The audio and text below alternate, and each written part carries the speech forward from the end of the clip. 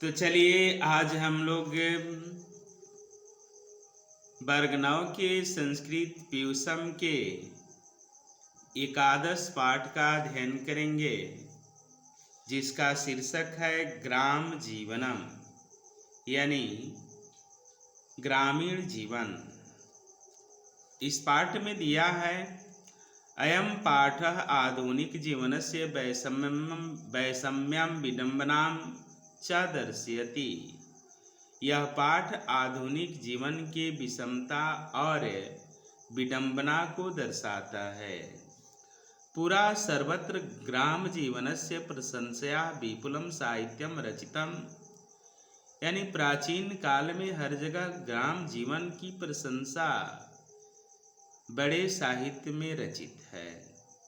किंतु भौतिक जीवनस्य विकासेन सह ग्राम जीवनस्य समस्या वृद्धि जाता इति न अपेक्षणीयम, यानी भौतिक जीवन के विकास के साथ ग्राम जीवन की समस्याओं में वृद्धि होती जाती है, इसकी हम अपेक्षा नहीं कर सकते हैं।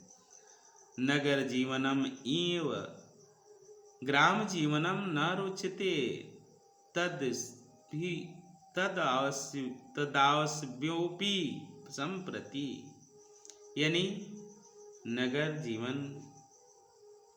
ही ग्राम जीवन की तरह इस समय नहीं है। अत्य उद्यतनम जीवनम वैषम्यताम इति दर्शितम लेखकों के द्वारा आज जीवन में विषमता दर्शित होता है, दिखाई पड़ता है। अस्माभिः च किम कारणम करणीयम इति प्रतिपादितम, हमें क्या करनी चाहिए यह हमें स्वयं प्रतिपादित करना पड़ेगा। तो चलिए देखते हैं इस अभ्यास में क्या दिया है। दिया है अस्माकं देशे जना ग्रामे नगरे च वसन्ति, हमारे देश में लोग गांव और नगर में रहते हैं।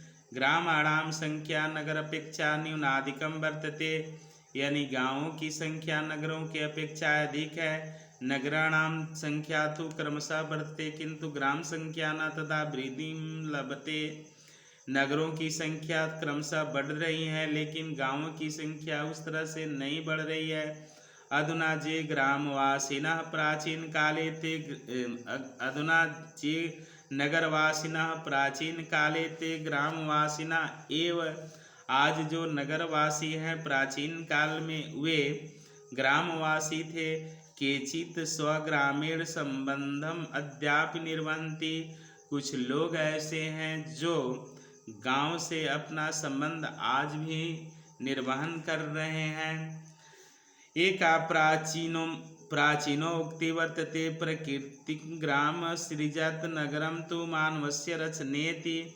एक प्राचीन उक्ति है कि गांव की रचना प्रकृति ने की है, ईश्वर ने की है, लेकिन नगर की रचना मानव ने किया है। अस्य अर्था अस्तु, इसका अर्थ है कि ग्रामस्य विकासः प्राकृतिकः, गांव का विकास प्राकृतिक है। नगराणि तु कृत्रिमाणि सन्ति, और नगर का विकास जो है कृत्रिम है।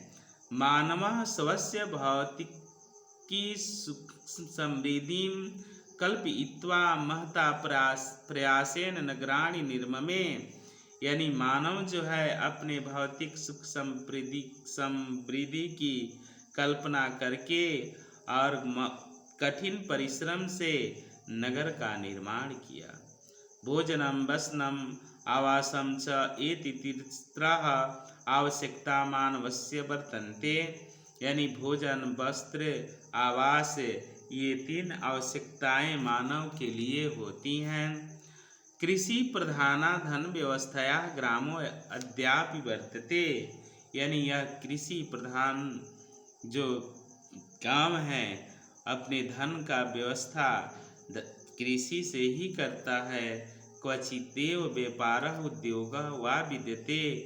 कहीं कहीं व्यापार और उद्योग होते हैं। अतएव ग्राम्य जनाः धनार्जनाय नगरम प्रति पलायमाना दृश्यन्ते। इसलिए ग्रामीण लोग धन को अर्जित करने के लिए नगर के प्रति पलायन करते हैं, ऐसा देखा जाता है। आगे दिया है, प्राचीन काले ग्राम जीवनम बहु सुखम बहुआ सुखमयम बहुआ। प्राचीन काल में ग्राम जीवन बहुत सुखमय हुआ। संतुष्टा ग्रामवासिनः यदा कदैव नगरम गच्छन्ति स्म। संतुष्ट ग्रामीण जब तब जो है नगर जाते थे। सुखस्य साधनानि तदानीम उपलब्धानि ग्रामीणेभ्यो रोचन्ते। यानी सुख के साधन उस समय जो उपलब्ध थे ग्रामीणों को अच्छा लगता था।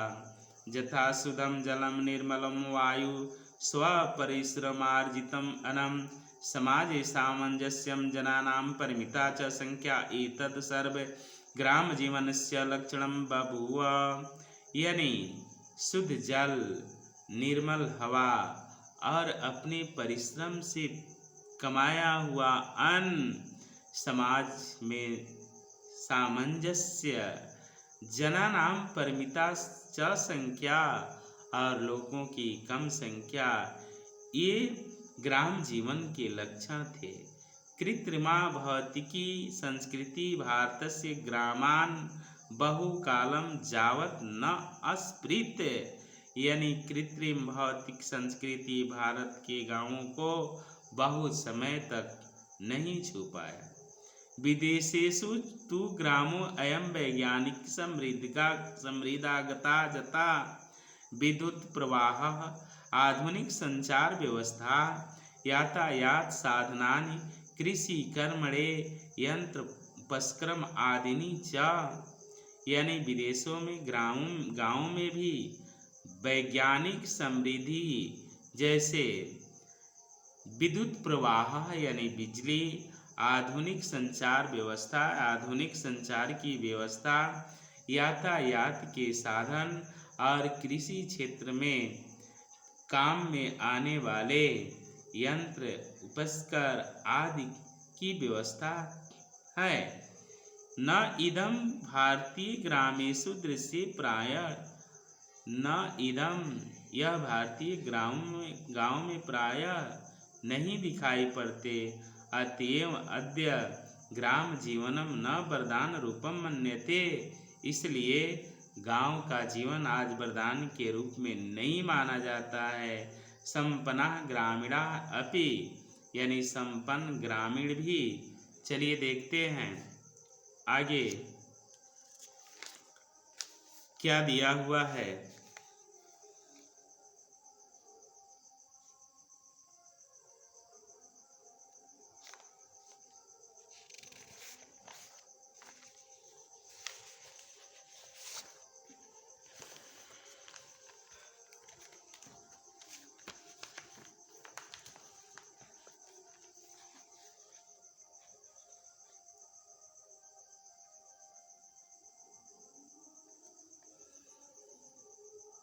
चलिए आगे दिया है, नगरम प्रति पलायन पराः तत्र का कथा विपन्नानां वृत्तिहीनानां ग्राम जनानां। यानी पीछे हमने देखा लिखा था कि संपन्ना ग्रामीणायपि नगरम प्रति पलायन पराः। यानी संपन्न ग्रामीण भी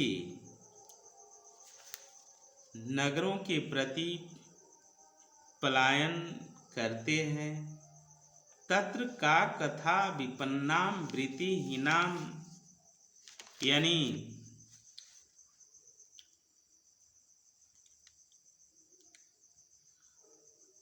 तत्र का कथा विपन्नां, यानी उनके अंदर आज जो गांव को हम वरदान मानते हैं, नहीं मानते हैं, सुखी संपन्न ग्रामवासी जो गांव से शहर की ओर पलायन करते हैं, वे निर्धन एवं यानी विपन्नानाम वृत्तिहीनानाम आजीविका के साधन से रहित होने के कारण वे नगर की ओर पलायन करते हैं। इमे नगरेषु जीविकाम लभन्ते, और ये नगरों में जीविका प्राप्त करते हैं। पूर्वे तो सुख समृद्धिम जातम भौतिकीम सुविधाम च, यानी पहले तो वे सुख समृद्धि तथा भौतिक सुविधा प्राप्त करते हैं। आगे दिया है अपि च ग्रामे न अद्य स्वर्गस्य कल्पना वर्तते, यानी आज गांव में स्वर्ग की कल्पना नहीं है। अतः न अद्यत्वे ग्राम जीवनम प्रशस्तिम इति साहित्येषु गीयते, इसलिए आजकल ग्राम जीवन की प्रशंसा साहित्यों में नहीं गाया जाता है। अद्य क्वचित ग्रामेषु अनावृष्टि कारणात्, आज गांव में कभी अनावृष्टि यानी कम वर्षा, क्वचित अतिवृष्टि, कहीं अतिवृष्टि, कभी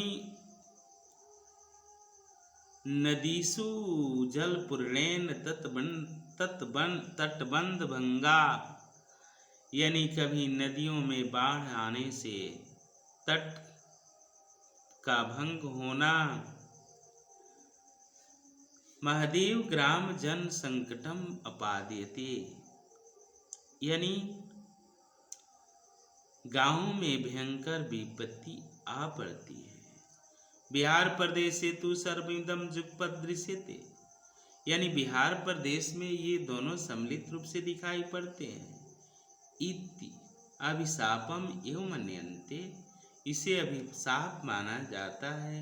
ग्राम जीवनम समाजे च राजनीति प्रसारेण दल प्रतिबद्धा जातिवाद भूमि विवाद इत्यादपि संकट कारणम विशेषेण ग्रामेषु दृश्यते, यानी गांव में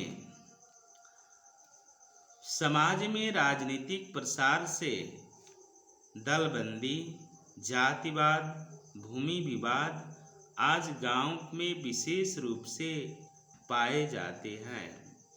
तदर्थम मानवतावादस्य विकासः आवश्यकः, इसलिए मानवतावाद का विकास आवश्यक है।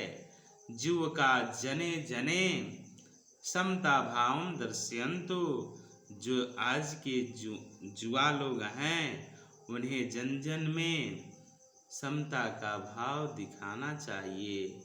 प्रकृतः सर्वान् मानवान् समान शरीरेव अवयई रचयति, यानी प्रकृति ने सारे मनुष्यों को एक समान रंग रूप दिया है। कुतः तत्र कृत्रिमो मानव कृतो वैरभावः, तो वहाँ मानवों में कृत्रिम वैरभाव कहाँ से। ग्रामे काम न भवतु भौतिकी समृद्धि किंतु पर्यावरण से निर्मला तत्रैव बाहुल्य येन वर्तते इति न संदेह, यानी गांव में भले ही भौतिक समृद्धि न हो किंतु स्वच्छ पर्यावरण की सुविधा गांव में पाई जाती है, इसमें कोई इति न संदेह, कोई संदेह नहीं है। नगर जीवन से समृद्धि ग्रामे अपि समानया प्रशासेन, यानी नगरीय जीवन की समृद्धि के समान ही गांवों में भी प्रशासन के सहयोग से विकास हो। तदैव ग्राम जीवनम सुखदम काम्यम च भविष्यति, तब जाकर के ग्रामीण जीवन सुखद होगा। नगरम प्रति पलायनम च अवरुद्धम स्यात्, और नगर के प्रति जो पलायन है वह बंद होगी। चलिए इसी के साथ यह अभ्यास समाप्त हुआ। अगर वीडियो आपको अच्छी लगी हो तो इसे लाइक जरूर करेंगे, शेयर जरूर करेंगे और सब्सक्राइब करना नहीं भूलेंगे। चलिए अब इस अध्याय में जो अभ्यास दिया हुआ है, प्रश्न दिया हुआ है, उस प्रश्नों का अध्ययन करेंगे और उसके उत्तर को पढ़ेंगे, लिखेंगे।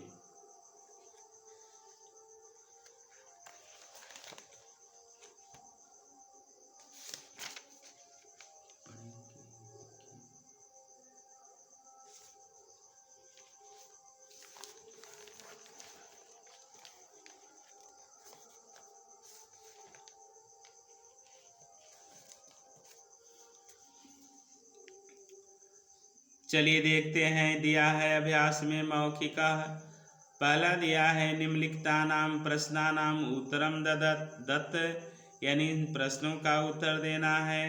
अस्माकं देशे जनाः कुत्र वसन्ति? अस्माकं देशे जनाः ग्रामे नगरे च वसन्ति। भारते केषां संख्या अधिका अस्ति? भारते ग्रामाणां संख्या अधिका अस्ति। प्राचीन काले ग्राम जीवनं कीदृशम् आसीत्? प्राचीन काले ग्राम जीवनं बहु सुखमयम् आसीत्। विदेशेषु ग्रामे अयं कीदृशी समृद्धा आगता? यानी विदेशेषु ग्रामोऽयं वैज्ञानिक समृद्धि यथा विद्युत प्रवाह, आधुनिक संचार व्यवस्था, यातायात साधनानि, कृषिकर्मणे यंत्रोपस्कर आदीनि च आगता। अगला दिया है अद्य ग्रामे कस्य कल्पना अस्ति? यानी अद्य ग्रामे स्वर्गस्य कल्पना नास्ति। अगला दिया है, इसमें अभ्यास में दिया है लिखित, दिया है अधोलिखित प्रश्नानां उत्तराणि संस्कृत भाषाया दत्त, यानी इन प्रश्नों का उत्तर संस्कृत भाषा में देना है। दिया है भारतम केषां देशः अस्ति?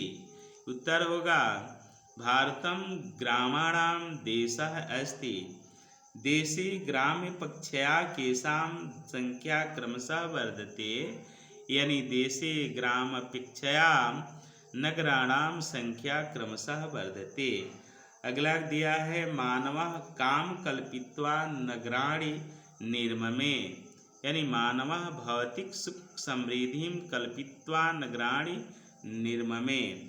अगला दिया है मानवेभ्यः केषां वस्तूनाम् आवश्यकता वर्तते? यानी मानवेभ्यः भोजनं वसनं आवासं च इति तिस्रा आवश्यकता वर्तते। अद्यत्वे ग्रामेषु कीदृशं संकट कारणं दृश्यते? अद्यत्वे समाजे च राजनीतिक प्रसारेण दल प्रतिबद्धता, जातिवाद, भूमि विवाद इति संकट कारणं विशेषेण ग्रामेषु दृश्यते। चलिए आगे देखते हैं अगला क्वेश्चन क्या दिया हुआ है। देखते हैं अगला क्वेश्चन दिया है निम्नलिखितानां पदानां प्रकृत प्रत्यय विभागम लिखत, यानी इसका प्रकृत प्रत्यय का विभाग करना है। पहला है संस्कृति, यानी सम धन क्री धन इक्तिन। ग्रामो अयम है, ग्राम्यम यानी ग्राम धन रीच धन रयत। और उधम है अवधन रुद धन अक्त। वैज्ञानिक है विज्ञान धन ठक। कदा है किम धन दा। चलिए अगला देखते हैं 3 नंबर में दिया है संधि विच्छेदम कुरुत, यानी ग्रामो अयम ग्राम धन ग्रामो अद्यापि ग्राम धन अद्य धन अपि इत लाभ, यानी एतत् धन लाभ। धनार्जनम यानी धन धन अर्जनम। अगला है चेत च धन इति प्राचीनोक्ति प्राचीन धन उक्ति। चलिए अब आगे कौन सा प्रश्न दिया है हम उसका अध्ययन करें, उसका उत्तर लिखें, उसका उत्तर पढ़ें।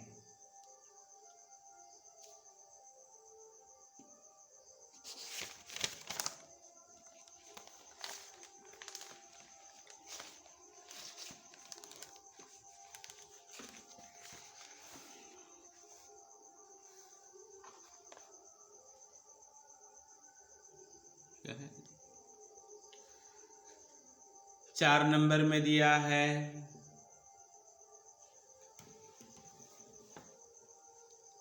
अधोलिखितानां वाक्यानां संस्कृत भाषायाम अनुवादम कुरु। 3 का जो है संस्कृत भाषा में अनुवाद करना है। हमारे देश में अधिक लोग गांव में रहते हैं, यानी अस्माकं देशे अधिकांशः जना ग्रामे निवसन्ति।